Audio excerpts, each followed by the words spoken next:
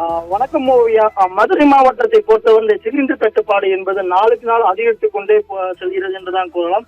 குறிப்பாக சொல்ல வேண்டும் என்றால் ஈரான் இஸ்ரேல் போர் காரணமாக இந்தியாவில் கச்சா எண்ணெய் தட்டுப்பாடு ஏற்பட்டுள்ள நிலையில் தமிழகத்தில் வீட்டு உபயோக சிலிண்டர் கிடைப்பதில் பல்வேறு சிரமங்கள் ஏற்பட்டு வருவதாக பொதுமக்கள் தொடர்ந்து குற்றம் சாட்டுகின்றனர் ஓவியா.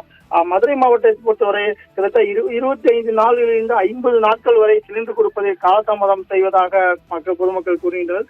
நிலையில் வணிக ரீதியாக கொடுக்கப்பட்ட சிலிண்டரும் கூட 40 நாட்களாக கொடுக்கப்படவில்லை என்றும் வணிகரும் பல கடைகளை அடைக்கக்கூடிய சூழ்நிலையும் ஏற்பட்டுள்ளது ஓவியா. தொடர்ந்து வந்து இந்த கள்ளச்சந்தையில் விற்கக்கூடிய சிலிண்டர்கள் குறிப்பாக சொல்ல வேண்டும் என்றால் வீட்டு உபயோக சிலிண்டர்கள் 2500 ரூபாய்க்கும் வணிக ரீதியாக உபயோகப்படுத்தப்படும் சிலிண்டருக்கு 5500 ரூபாய் வரை கள்ளச்சந்தையில் தற்போது வரை விற்பனை செய்யப்படுவது எல்லார் மத்தியில் ஒரு அதிர்ச்சியை ஏற்படுத்தி வருகிறது.